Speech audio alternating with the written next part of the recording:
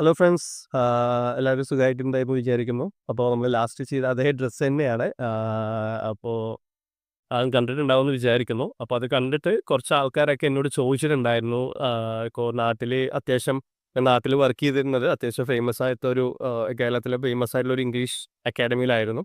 So അത് ആ ഒരു ജോബ് വിട്ടിട്ട് എന്തിനാണ് നീ UAE പോയത്? അവിടുത്തെ ചൂട് എന്ന് പറയുന്നത് ഏകദേശം 40, 50ഓളം വരുന്നുണ്ട്. എന്തിനാണ് കഷ്ടപ്പെടുന്നത് എന്നുള്ളതാണ്.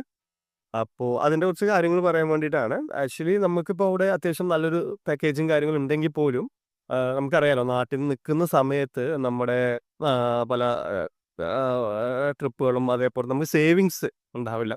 കുറേ കാലം നിന്നു. അപ്പോൾ അത്യാവശ്യം കുഴപ്പമില്ലാത്ത രീതിക്ക് എന്തെങ്കിലും സേവിങ്സ് നമുക്കുണ്ടായിരുന്നില്ല. പിന്നൊരു പ്രായം എത്തുന്ന സമയത്ത് ഇപ്പോൾ ബോയ്സ് ആണെങ്കിലും ഗേൾസ് ആണെങ്കിലും നമുക്കൊരു തിരിച്ചറിവുണ്ടാവുമല്ലോ. അപ്പോൾ നാട്ടിലെ കൂട്ടുകെട്ടും അല്ലെങ്കിൽ ആ ഒരു രീതിക്ക് ആയതുകൊണ്ട് എനിക്ക് തോന്നി ഇനിയും അങ്ങനെ നടന്നാൽ ശരിയാവില്ല എന്നുള്ളത്. അപ്പോൾ ദൈവം സഹായിച്ച് ഇപ്പോൾ ഞാനിപ്പോൾ ഉള്ള UAE അത്യാവശ്യം നല്ല രീതിക്ക് തന്നെ ഞാൻ വരുന്നുണ്ട്. കംപ്ലീറ്റ് ആയിട്ടില്ല.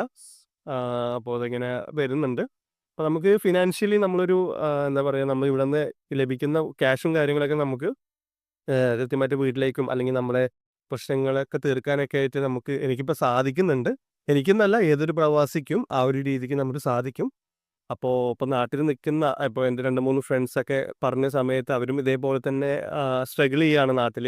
എന്നുവെച്ചാൽ ജീവിക്കാനുള്ള ഒരു എമൗണ്ട് ഉണ്ട്. ബട്ട് ഈ പറഞ്ഞ പോലെ തന്നെ എന്താ പറയുക, സേവിങ്സോ കാര്യങ്ങളൊന്നും വരുന്നില്ല. അപ്പോൾ ഞാൻ അവരോട് പറഞ്ഞതെന്താ വെച്ചാൽ, നിങ്ങൾ അവിടെ സ്ട്രഗിൾ ചെയ്യണ്ട. ഇപ്പം നമുക്കിവിടെ വന്നു കഴിഞ്ഞാലും ജോലി കിട്ടാതിരിക്കുന്ന അതിൻ്റെ അപ്ഡേഷൻസും കാര്യങ്ങളും അതേപോലെ തന്നെ കുറേ ജോബ് ഓപ്പർച്യൂണിറ്റീസും കാര്യങ്ങളും എങ്ങനെയാണ് ജോബ് കണ്ടെത്തുക എന്നെല്ലാം നമ്മൾ കണ്ടിന്യൂസ് ആയിട്ടുള്ള വീഡിയോസിൽ വരുന്നതായിരിക്കും. അപ്പോൾ എല്ലാവരും സപ്പോർട്ട് ചെയ്യുക. ബൈ. അടുത്ത വീഡിയോ ആയിട്ട് നമുക്ക് പിന്നെയും കാണാം. ബൈ.